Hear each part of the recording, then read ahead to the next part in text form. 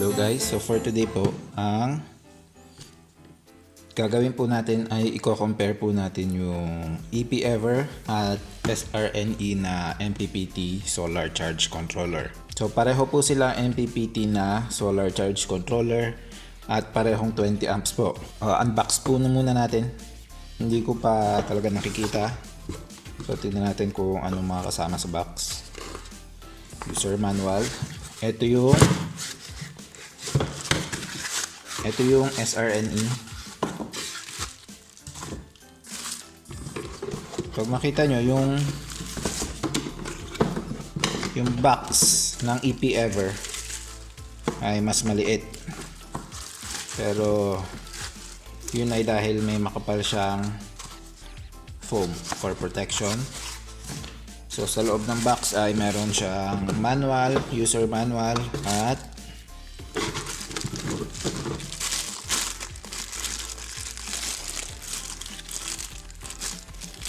I guess ito yung temperature sensor.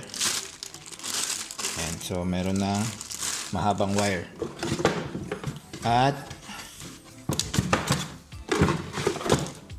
meron siya template kung nandito yung manual kung paano i-install at template kung para sakto yung bubutasan or i-drill kapag i-mount mo sa wall.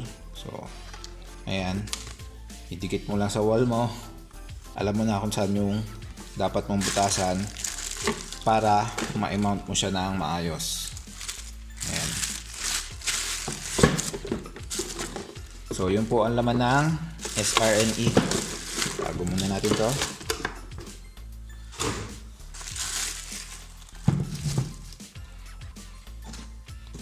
Sa EP-Ever naman, user manual din. At naka-bubble wrap lang.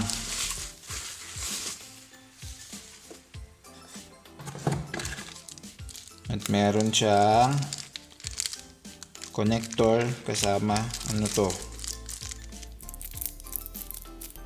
parang thermistor. Siya yung temperature sensor niya. Meron siyang connector, so wala pa siyang kasamang wire. Ikaw na maglalagay ng wire dito para umabot sa battery.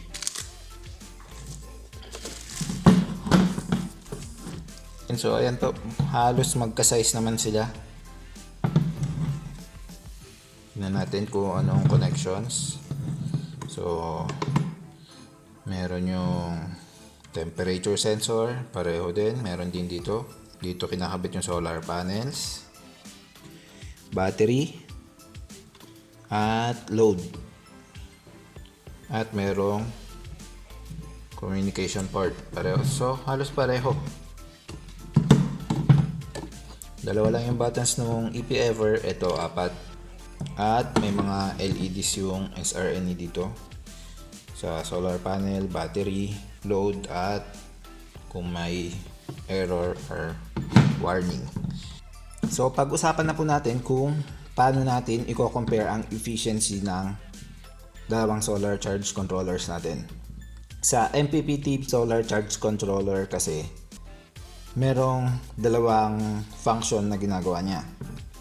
Una ay yung MPPT or maximum power point tracking. So siya yung nagtatrack kung saan sa solar panel kasi meron tayong tinatawag na maximum power point or yung ganito, may curve siyang ganyan na may point dyan kung saan pinakamataas yung wattage na makukuha mo sa solar panel.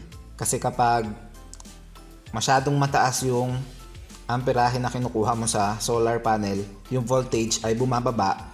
So meaning, bababa din yung ating total wattage na naha-harvest. Kung masyado naman mababa din yung amperahe na kinukuha ng solar charge controller natin, syempre, mas mababa din yung wattage natin. So, yung MPPT part niya, yun yung naghahanap sa pinakamagandang point sa power curve na yan para makuha niya yung pinakamataas na wattage. Bali, gagawa po tayo ng separate na video para mas ma-explain natin kung ano ba yung MPPT na yan. Yung MPPT kasi na yan, may algorithm yan. So, titignan natin kung ano ba sa kanilang dalawa ang pinakamabilis maghanap at magaling maghanap ng maximum power point ng ating solar panel. Yung pangalawang part naman po na ginagawa niya ay sa loob po kasi nito merong DC to DC converter or tinatawag din nating buck converter. Kung titignan nyo dito, yung solar panel natin, itong solar charge controller natin, kaya niyang tumanggap ng 17 volts to 75 volts. Ito naman sa EP-Ever, tingnan natin kung ano ba ang kaya niya. Hanggang 100 volts. So, mas mataas yung kayang voltage input ng ating EP-Ever. So, yung solar panel natin, kapag siniris natin, pwedeng umabot siya ng ganyang kataas, 75 volts. Ngayon, yung battery na gamit natin, pwedeng 12 volts or 24 volts. So, para ma-charge nung charge controller natin yung ating battery, kailangan niyang i-step down yung voltage. For example, 75 volts yung nakakabit na solar panel dito, kailangan niya yung i-step down to 24 volts.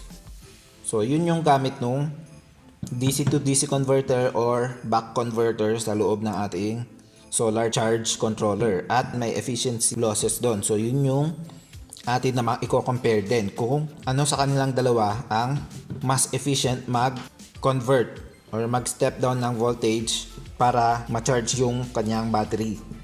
Una natin i-compare yung DC to DC converter niya.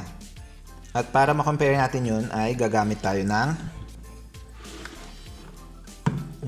bench power supply. So, ito yung ating gagamitin na power input sa ating solar charge controller. Hindi po tayo muna gagamit ng solar panel kasi ang gusto natin ay maging constant yung wattage na finifeed natin sa ating solar charge controller para maging hindi makaapekto kung alin bang mas maganda sa kanilang mag-track ng maximum power point kasi fix yung wattage na ibibigay natin sa charge controller natin. So, para ma-isolate natin yung MPPT na part.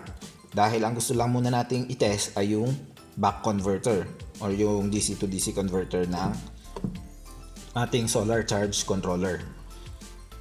Para ma-measure natin yung wattage na pumapasok, gagamit tayo ng ganito, mga wattmeter na nakakonect. Ito yung nakakonect to sa ating bench power supply. Yun, tapos i-connect natin siya sa PV input ng ating solar charge controller.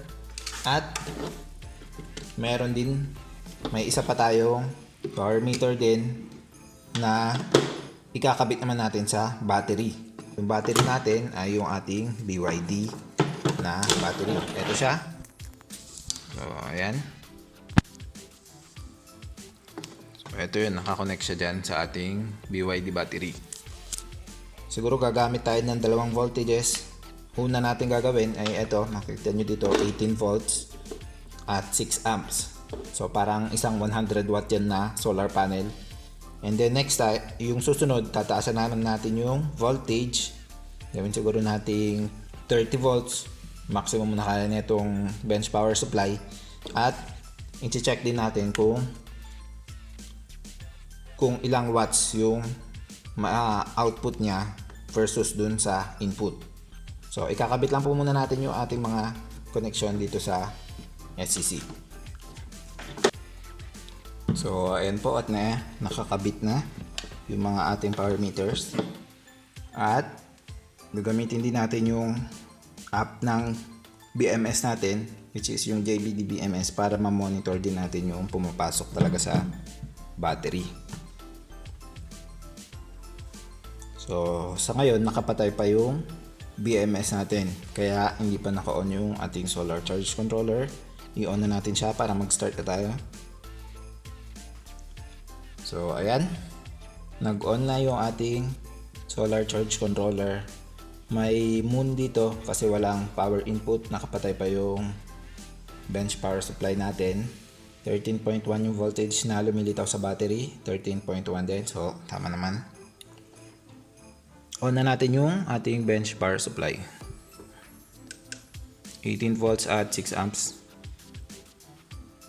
Ayan, so meron na ang pumapasok. Nakikita ko dito 85 watts tapos 82 watts dito. So yun yung losses na nakikita natin. So nagiging bumababa kasi makita nyo dito yung MPPT. So nag-work pa lang yung MPPT nya. Hinahanap niya yung kung saan mas efficient na makaka-harvest siya. Kaya kung nakita nyo, naglalaro-laro kanina yung wattage. Pero ngayon, ayan na. 103 watts ang papasok, 98 ang lumalabas. Isulat ko lang muna.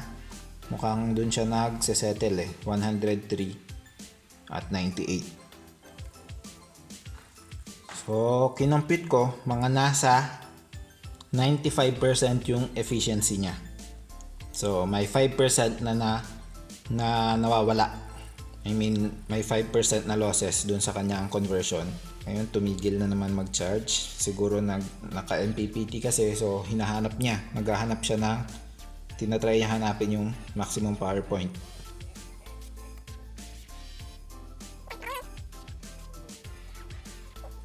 May time na tumitigil siya. Bakit kaya siya tumitigil? Tapos biglang bumabalik, tapos nawawala ulit. Bakit kaya ganun? So habang naghihintay ako, nakita ko meron nga siyang ito. Meron nakalagay dito yung conversion efficiency. At makikita nga natin na tama nga, halos nasa 95% yung efficiency niya. Kapag yung voltage mo ay mga nasa 20.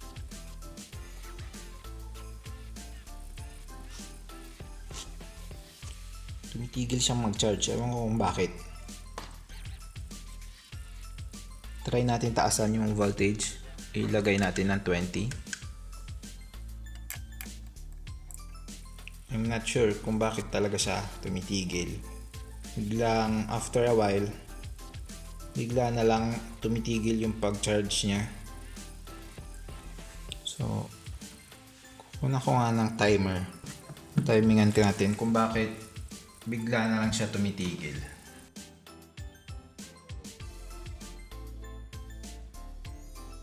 Tumigil nga after 21 seconds. So, every 21 seconds or malamang 20 seconds yun dahil may delay ako. Every 20 seconds tumitigil siya. Feeling ko magta-try yung MPPT na hanapin yung maximum power point. Tatimingan naman natin kung ilang segundo siya nag-run sa MPPT niya. So, yun nga. 20 seconds siyang magra-run, magcha-charge sa nakuha niya sigurong MPPT point. And then, after nun, maghahanap ulit siya nung maximum power point. So, paulit-ulit lang. Titignan natin kung ganyan din ba siya nagbe-behave kapag mayroon na tayong pag nakakabit siya talaga sa solar panel. Now, taasan natin yung voltage sa 30 volts. Tignan natin kung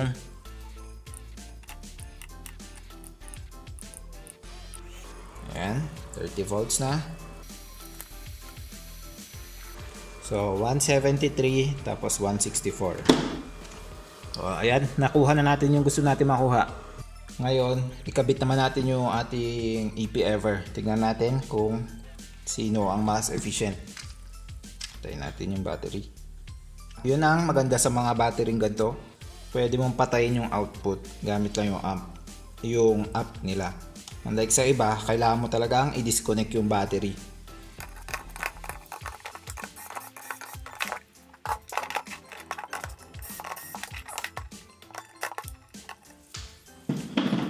So, ayan po, nakakabit na. Balik natin sa 18 volts para patas. So, i-discharge ko pala muna rin yung battery natin kasi ngayon 13.2 na. So, para maging patas, ibabalik natin sa 13.1 yung voltage ng ating battery. At nalaman ko na ito palang EP-Ever. Kapag isiset mo yung battery niya, yung battery type, pe-press mo to. ka sa battery. Ayan, press mo ng 5 seconds.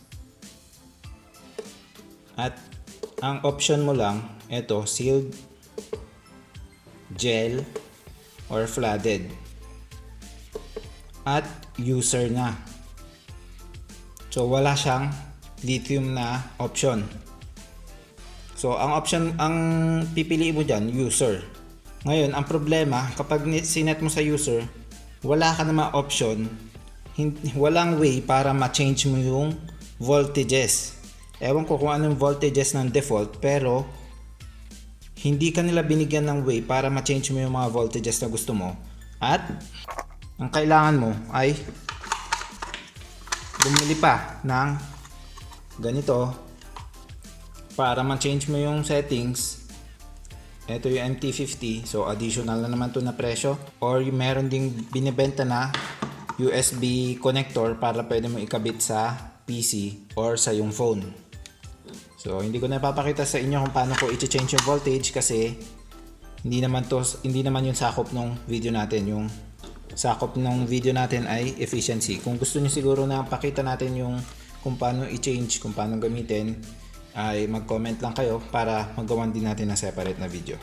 So yun po, babalik po tayo pag naset na natin yung tamang voltages ng SCC natin para sa lithium na battery.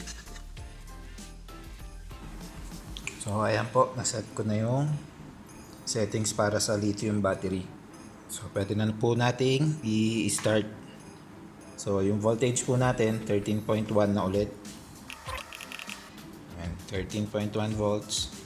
Tinignan ko rin pala yung manual at nakita natin na meron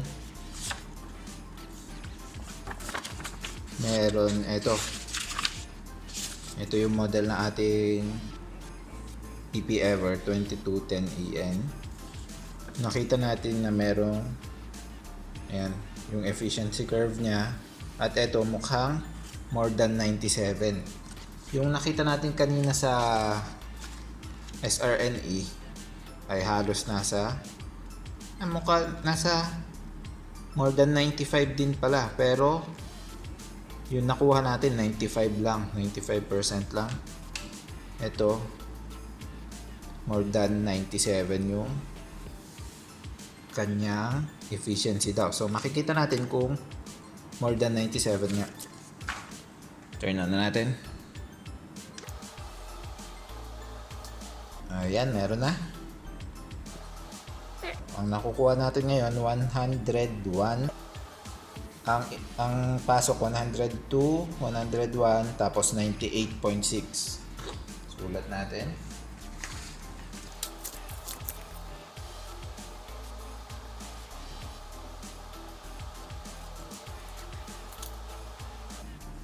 Bago, tumaas. Naging 106 at 102. So, gumana siguro yung kanyang MPPT at eto na, nag-kick in. Mukhang mas efficient nga kasi konti lang. Ngayon, timingan natin kapag biglang nagbabago. Makita natin kung ilang segundo bago nag-a-adjust yung MPPT.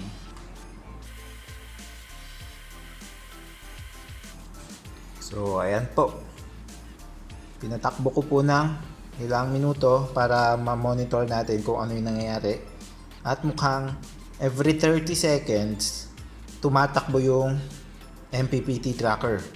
So, makikita mong nag-a-adjust yung wattage for 2 to 4 seconds. So, ganun siya. Unlike dun sa SRNE na every 20 seconds, nag-a-adjust siya na yung MPPT tumatakbo at nag-a-adjust siya for 20 seconds din. Halos 50% ng time tumatakbo yung MPPT na i-check niya yung bagong power point ng solar panel. Ito, every 30 seconds at mas mabilis siya. Kung minsan 2 seconds lang tumitigil na eh. Tapos stable na ulit yung wattage. So, initial na impression ko, mas efficient yung ating EP-Ever. I-compute lang natin. So, sakto. 97% nga ito. 106 na input, tapos 103 na output. 97.1%.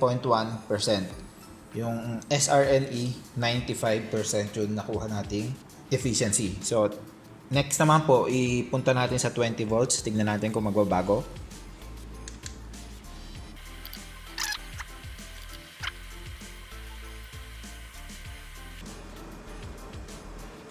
So, 118 tapos 114 ang ating output. So, complete natin. 118 at 114. So, medyo bumaba. Naging 96.6. Naging 96.6 yung ating efficiency. I-check naman natin. Susunod ay 30 volts. So, 30 volts naman ngayon.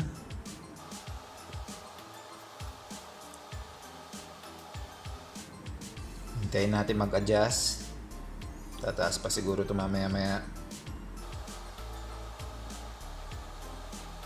Makita nyo nagbabago-bago pa. So, hindi pa stable yung chine-check pa nung MPPT. Ayan, mukhang nakita nyo na yung pinaka-efficient. Ayan na.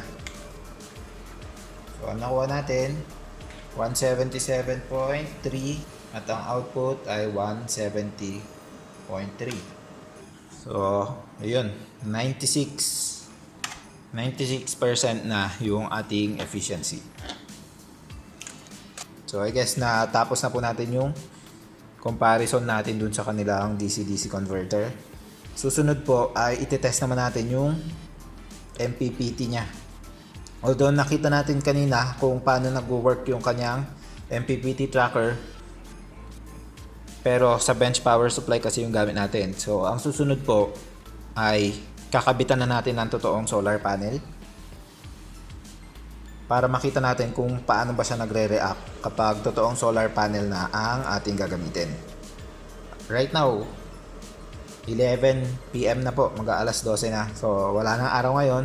Bukas po natin ipagpapatuloy yung ating testing. So, sige po.